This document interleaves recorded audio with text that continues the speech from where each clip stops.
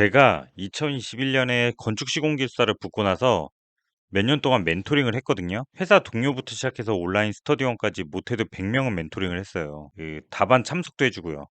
근데 어떤 사람은 계속 떨어지고 어떤 사람은 금방 붙는 걸 보면서 합격하는 사람과 합격하지 못하는 사람은 이런 부분에서 정말 큰 차이가 있구나를 알게 됐어요. 그래서 이번 영상은 제가 수많은 사람을 멘토링하면서 알게 된 기숙사 시험 합격의 결정적인 차이 5가지에 대해서 말씀드리려고 합니다. 특히 이 영상은 기숙사 공부 좀 해볼까?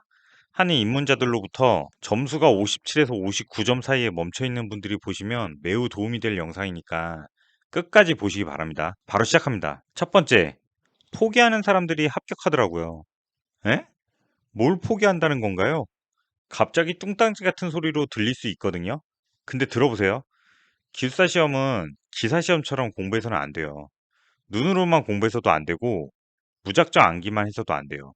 시간을 훨씬 많이 들여야 해요. 탕수육 먹듯이 찍먹하는 게 아니라 그 주제에 대해 명확히 알고 이해하고 그걸 체계화해서 시험장에서 1초도 쉬지 않고 손으로 써내는 시험이에요. 그러니까 절대적인 공부 시간을 확보하지 않으면 붙을 수가 없어요. 그러니까 친구들과의 모임, 직장 동료와의 술자리, 애매한 가족 행사, 골프, 게임 등등 원래 누리고 있던 무언가를 포기하지 않으면 애시당초에 공부라는 걸 할 수 있는 시간적 여유가 없어요. 그런데 합격한 사람들 보면 그 재밌는 술자리와 모임, 심지어 가족까지도 삶의 많은 부분을 포기하고 기숙사 공부를 인생에서 최고 우선순위로 만든 사람들인 거예요. 여기서 어떤 걸 우선시 할 거냐는 내가 결정하는 거고, 그럼 무엇을 포기해야 할까도 내가 결정하는 거예요. 그 포기가 기숙사 공부의 시작인 거예요. 그러니까 여러분, 기숙사 공부 시작하기 전에 나는 무엇을 포기할 수 있을까? 또 공부하고 계신 분들이 계시다면 나는 무엇을 포기했는가를 한번 체크해 보세요. 두 번째, 기숙사 합격하는 사람은 한 명도 빠짐없이 모두 이걸 한 사람들이에요. 바로 내 두 손으로 답안 작성을 수도 없이 해본 사람들이에요. 반면에 합격을 못하는 사람들은 쓰는 게 귀찮으니까 눈으로 공부하는 경향이 더 많아요. 근데 눈으로 공부하는 건 공부할 땐 아는 것 같아도 남는 게 거의 없거든요. 눈으로 훑은 후에 이거 다 아는 거니까 하고 그냥 넘어가요. 근데 시험장에 가보신 분들은 아시겠지만 막상 시험장에서는 시간이 매우 촉박합니다. 그냥 요이 땅 하는 순간부터 다다다닥 적어내야지 안 그러면 다 못 적어내요. 그러니까 내가 머릿속으로 안다고 생각하는 거랑 그걸 적어내는 건 완전 다른 문제라는 거예요. 그래서 반드시 답을 종이에 손으로 써봐야 하는 겁니다. 물론 점심시간이나 이동 간에 잠깐 짬내서 눈으로 보는 건 매우 도움되죠. 근데 손으로 써보지도 않으면 결국 시험장에서도 눈으로만 보다가 나올 겁니다. 귀찮더라도 반드시 종이에 써보세요. 세 번째, 합격한 사람들은 자신만의 답안지 왁구가 있어요. 이걸 좀 더 유식하게 말하면 유형별 답안지 레이아웃을 가지고 있다는 거예요. 이게 뭐냐면 답안을 적는 공식 같은 거거든요.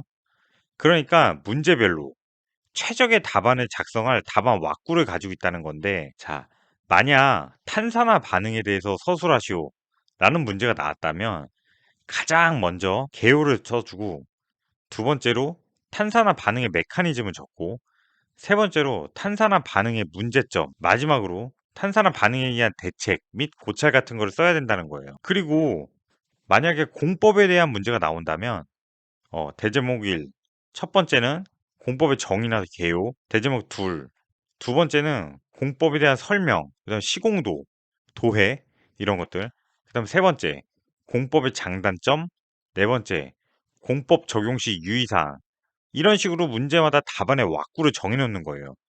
이게 개사기인데 시험장에서는 답안을 작성할 시간이 매우 부족하다고 말씀드렸잖아요. 이걸 연습하다 보면 그냥 자연스레 다다닥 적을 수가 있어요.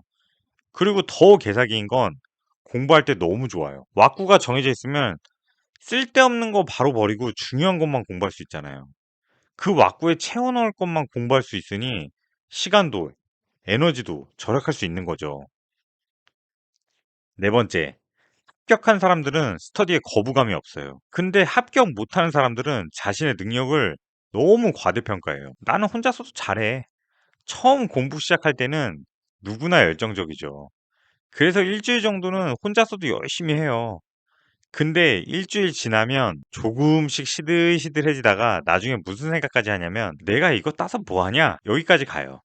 아니 기숙사 따고 싶다면서 갑자기 왜 이거 따서 뭐 하냐고까지 가냐고. 진짜 웃긴 거죠. 근데 저도 한창 공부할 때 이걸 경험해 봐서 알아요.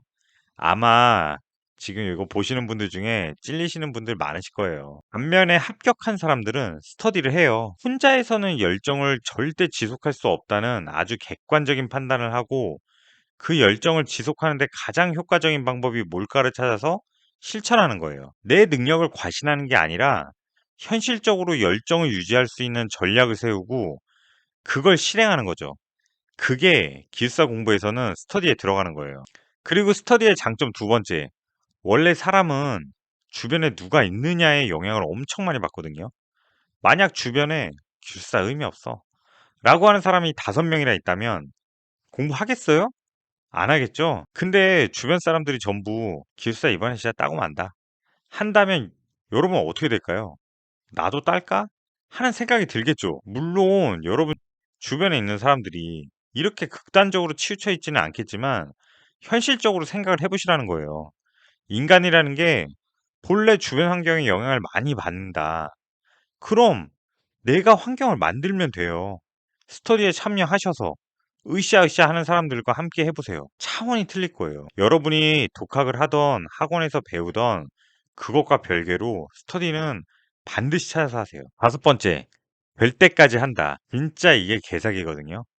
될 때까지 하면 결국 되는 거예요. 공무원 시험도 마찬가지잖아요. 지금 공무원 생활하고 있는 분들은 공무원 합격할 때까지 한 거예요. 지금 여러분이 하고 있는 모든 직업, 될 때까지 했으니까 하고 있는 거예요. 그러니까 절대로 포기하면 안 돼요. 이건 그냥 믿음이에요. 공부 방법도 아니고 뭐 스킬도 아니에요. 그냥 믿는 거예요. 나는 결국 된다. 이렇게 생각하고 해야 돼요. 안 그러면 중간에 또 이거 따서 뭐 하냐 하면서 스스로 합리화의 늪에 빠져버린다니까요. 그러니까 이제 기숙사 시험에 도전하시는 분이 있으시다면 나는 결국 된다를 책이랑 답안지 맨 앞에 쓰고 시작하세요. 이 믿음이 깨지면 아무것도 못합니다. 오늘 제가 기숙사 시험을 수년간 멘토링을 하면서 알게 된 걸 좀 주제넘게 얘기해 봤습니다. 물론 저는 기숙사 여러 개 있는 그런 능력자는 아니에요. 그런데 주변에 기숙사 공부하시는 분들 보면서 이런 얘기를 해주면 도움 많이 되지 않을까? 혹은 기숙사 시험을 공부하던 때로 내가 돌아간다면 누군가 이런 이야기를 해주면 정말 좋겠다라는 생각하면서 이런 콘텐츠를 만들어 봤습니다. 그리고 저희 채널에서는 기숙사 취득을 위한 꿀팁을 정말 많이 올려드릴 거거든요. 특히나 사람들이 많이 모르는 게 기숙사 따서 어떻게 활용하는지를 잘 몰라요. 근데 저는 기숙사 사무소를 뭐 짧지만 몇 년간 운영하고 있어요. 이거에 대한 정보도 많이 올릴 거니까 구독을 꼭 해주셔야 됩니다. 안 그러면 나중에 이 영상 보고 싶어도 찾지를 못하실 수 있어요.